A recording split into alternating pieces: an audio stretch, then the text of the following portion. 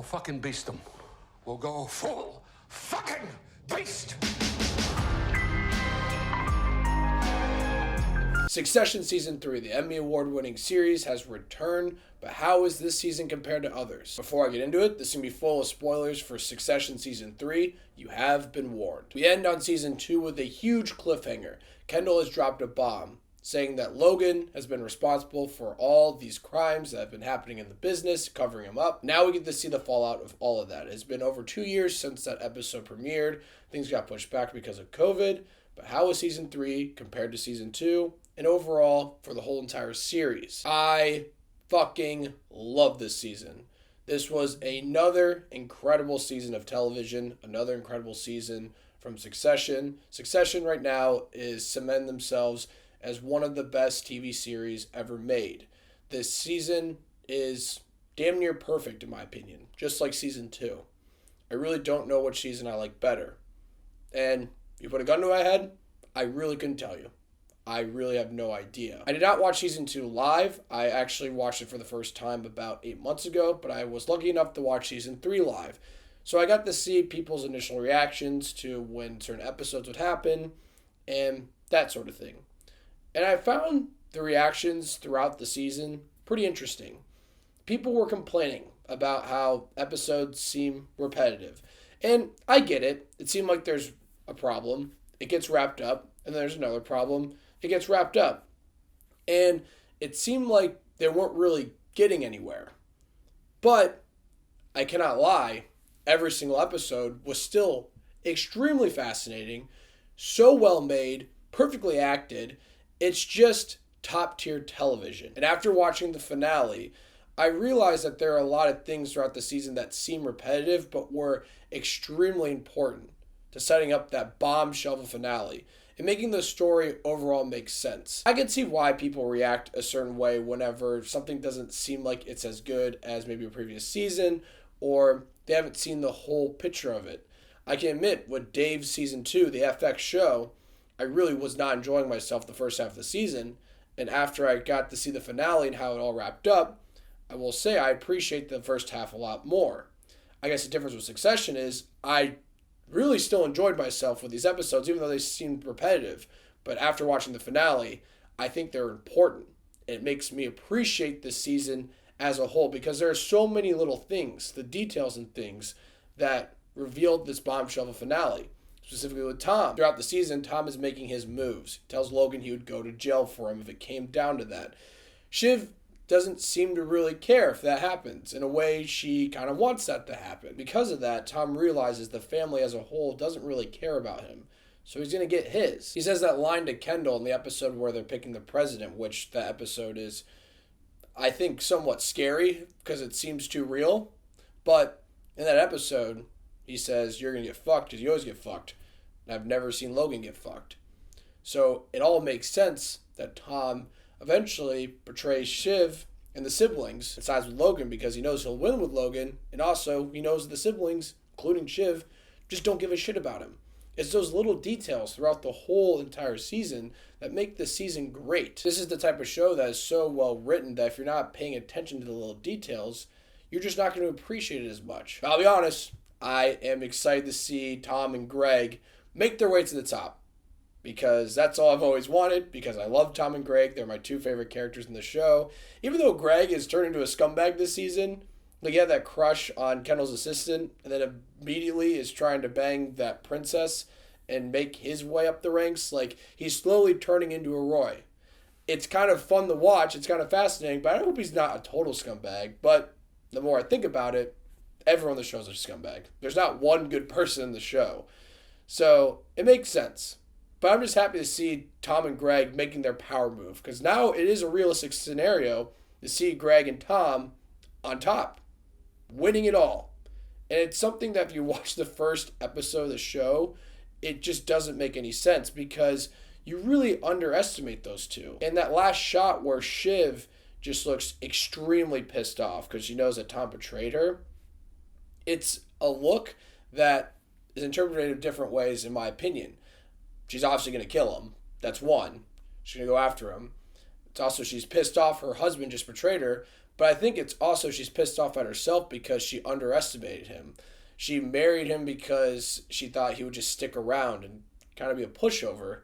But it's kind of her own fault that Tom betrayed her. The way that she's been treating him the last 2 seasons, or really the whole entire show. Like I said, it is just brilliant writing, the type of writing you really need to pay attention to, and you'll appreciate. Let's talk about Kendall and Logan now, because that's what the show's really all about. Like when there's going to be a series finale, the last scene's probably going to be with those two. But after watching season 2, you think the season would go a certain way. You'd think Kendall would finally win, Logan would show some sort of vulnerability, and he does in a way at the beginning, but you would think this would be Kendall's season to shine. And I love that the writers stayed grounded and realistic. Because everything that plays out this season feels real. It doesn't feel cinematic in any way. Kendall actually is at his lowest point in the whole entire series by the end of this season. That's something I did not predict. I thought this would be Kendall's season to shine.